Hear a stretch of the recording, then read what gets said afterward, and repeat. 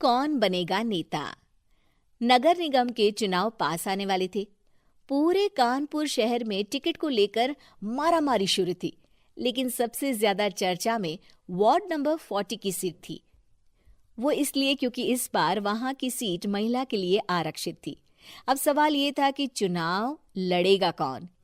इससे पहले ठाकुर साहब वहां से पार्षद थे और इस बार उन्होंने अपनी पत्नी सीमा ठाकुर को टिकट दिलवाई और ठाकुर साहब की शान के कारण सीमा जी ने 20,000 वोटों से चुनाव जीत लिया। अरे बधाई हो सीमा भाभी, अब तो आप वार्ड की पार्षद बन गई हैं। अब तो हमारे काम आप ही करवाएंगी। अरे ये तो सिर्फ नाम की पार्षद बनी है, वो तो महिला सीट आ गई, वरना पार्षद तो मुझे ही बनना था। अब भले ही चेहरा इसका होगा, लेकिन पावर तो मेरी ही होगी।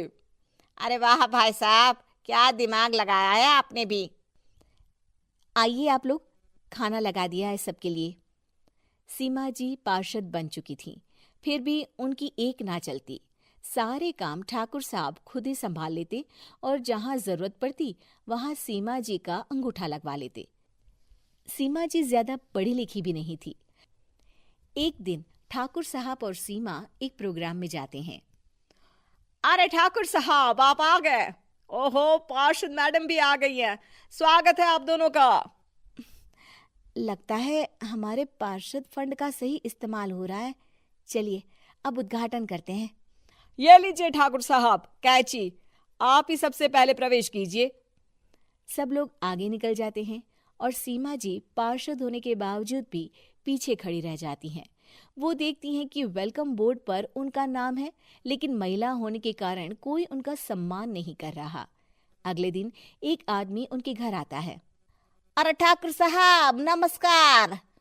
कल ना हम नोटिस किए कि हमारा घर तो अवैध है और नगर निगम वाले उसे तोड़ने आ रहे हैं। अरे कुछ कीजिए ना ठाकुर साहब। देखो भाई, मैं तो ज्यादा कुछ कर नहीं सकता, पर अगर तुम सबकी जेब गर्म कर दो तो कुछ हो सकता है। कुल मिलाकर 4 लाख लगेंगे।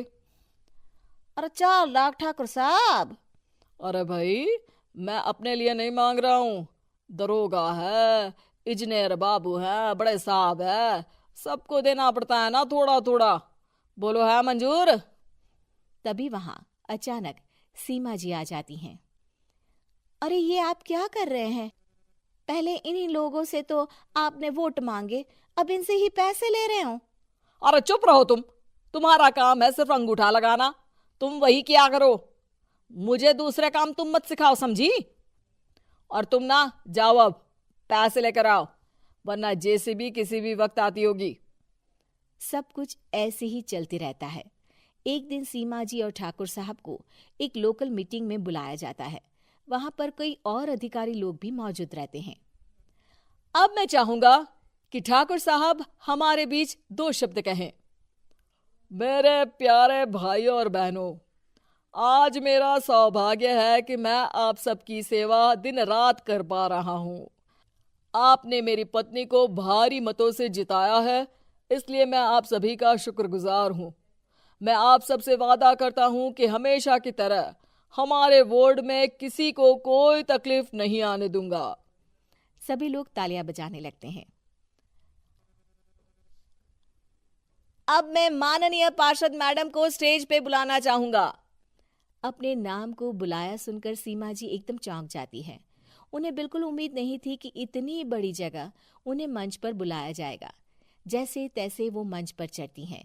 ऊपर जाते ही सीमा जी को सारी पुरानी बातें याद आ जाती हैं कि किस तरह उनके पति उन्हें कभी भी आगे बढ़ने नहीं देते और उनके नाम से गलत काम करते हैं। वो बोलने लगती हैं।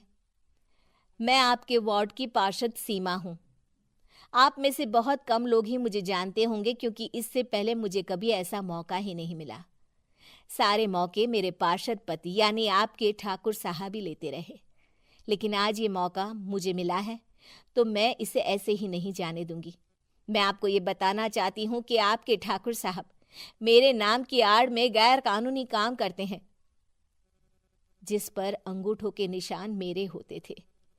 इसीलिए मैं अपनी गलती मानती हूँ और आज अपने पद से इस्तीफा देती हूँ, ताकि आगे से कोई गलत काम ना हो पाए। अब फैसला आप सबके हाथ में है कि आप हमें क्या सजा देना चाहते हैं। सीमा जी की बातें सुनकर ठाकुर साहब के चेहरे का रंग उड़ जाता है और वो शर्म से मुंह नीचा करके वहां से चले जाते हैं और पद से इस्तीफा देकर ही सही सीमा जी अपने आप में आत्मविश्वास महसूस करती हैं।